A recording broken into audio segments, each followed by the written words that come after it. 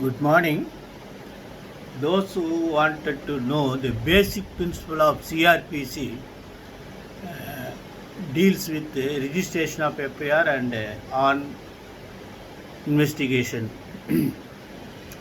And further, the NDPS Act provisions, uh, which is parallel to CRPC, which has been substantially and procedurally consolidated under NDPS Act.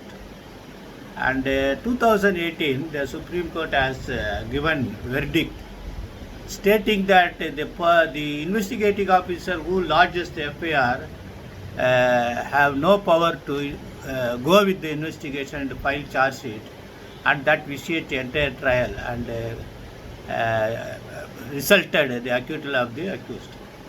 So today I am going to refer a landmark judgment referred with that judgment of 2018, 5 judges judgment which discussed elaborately almost in all pages about the salient features of CRPC 154, 155, 157, 156, 173, all provisions, and also comparatively NDPS Act provisions of 42, 53, 52, 47, 57, and what's not. So kindly go through the judgment. Both the learners and beginners and also scholars pursuing postgraduate and research must go through the entire judgment. I hope I have attracted you by referring the judgment. AAR 2020 Supreme Court 4794 Mukesh Singh versus State Narcotic Drugs of Delhi, Arun Mishra, Indra Banerjee, Vinit Saran, M.R. Shah and S. Ravindra Bhatt, all the 5 judges. The provisions, Narcotic Drug and Psychotropic Substances Act, 41 Class 1, 42, 43, 49, 50, 51, 52, 53, 54, 55, 57, 57A, and the CRPC 154, 156, 157, 465, and the Evidence Act 114 were deeply discussed. 2018, page 17 SCC 627 overruled. See, they have overruled the judgment, wherein that was Mohanlal versus State of Punjab, that was the referred judgment. The 157 CRPC, either on receiving the information or otherwise, may be from other sources like secret information from the hospital, telephone. It is an obligation cast upon such police officer in charge of a police to take cognizance of the information, to reduce into writing by himself, and thereafter to investigate the facts and circumstances of the case. If necessary, to take measure for the discovery and arrest of the offender. That was discussed. They say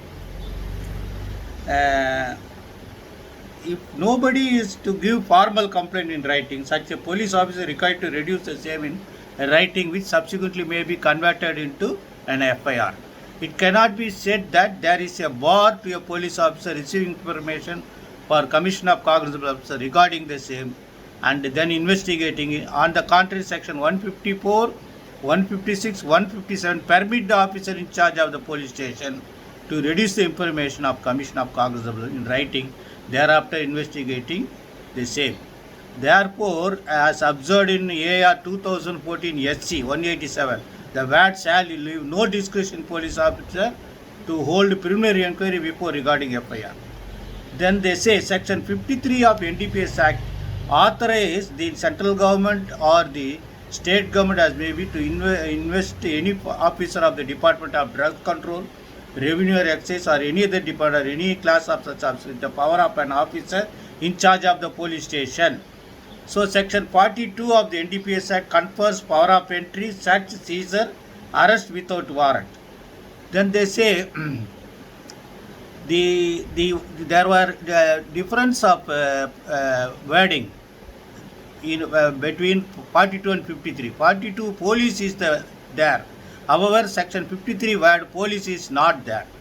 Therefore, there can be officer in charge of the police station as per definition of an officer in charge of police station defined as CRP. Therefore, the NDPS Act does not specifically bar the informant complainant to be an investigator and officer in charge of police station for the investigation of the offences under section NDPS Act. Therefore, they say take contrary view would be amending section 53 and the relevant provision of the NDPS Act, adding something which is not there is not permissible. Then they say 42, 43, 44 of the NDPS Act vexatiously and maliciously. The statute itself has provided the punishment as per section 58. It is an offence under section 58. Therefore, that officer in charge of office failed to excise the person. Then they say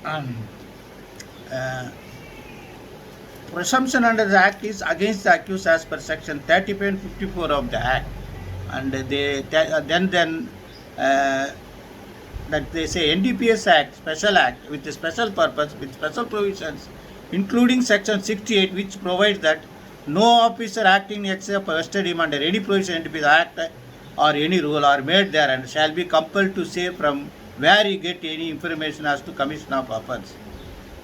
Then they say section 58, there cannot be any general proposition of law to lay down that every case where informant is investigated, the trial is vitiated. Therefore, it is not proper. This is most important. Don't confuse with the judgment. The judgment did not say that the permanent scale that the investigating officer may not be an informant, but they simply say this, that it is not proper to lay down broad and unqualified proposition in every case where police officer who registered the case by lodging first information conduct the investigation. That was they say. So this is the case. Then they have for you. I have some more case. Then you kindly read paragraph 3 from 10 to continuous. Then they say joint authorization was discussed. Then fair and independent investigation is to unearth the truth. They say liberty of the person would be serious peril if the NDPS Act is interpreted and left over in the hands of a single person without any checks and safeguard. That they have continuously paragraph 4 also they have discussed about what is investigation. Lot of things you must go through the then section they have discussed about section 462 of the CRPC, that no finding or sentence or any criminal shall be set merely on the ground of that the inquiry, trial or other procedure took place in a wrong session, division, district, subdivision, unless it appears that such in fact occasioned a failure of justice. Prejudice must be there. Then 460 is a power to same power for magistrate. Then finally they have said under section 157 this is not necessary that the investigating officer may not be the informant. For that only they have discussed 154, 156, 157 at paragraph 9. Paragraph 9 is most important. So many guidelines were given. And continuously several paragraphs about the NDPS Act has been deeply discussed. So finally they held that the final proposition of law was that there is no bar against informant police officer to investigate the case. As rightly observed, if at all such investigation could only be assailed on the ground of bias, would depend on the facts and circumstances of the each case. That is most important. You have to keep in your mind. And that apart, this case may be referred in other cases other than the NDPS also. And normally, according to me, right from the beginning, from my career, I used to argue that if 154 requires 2 persons, one should be the informant, other should be recording officer. So that concept may be if violated, you may be have a defense unless and until what was the prejudice and what was the principle of natural justice. Best wishes.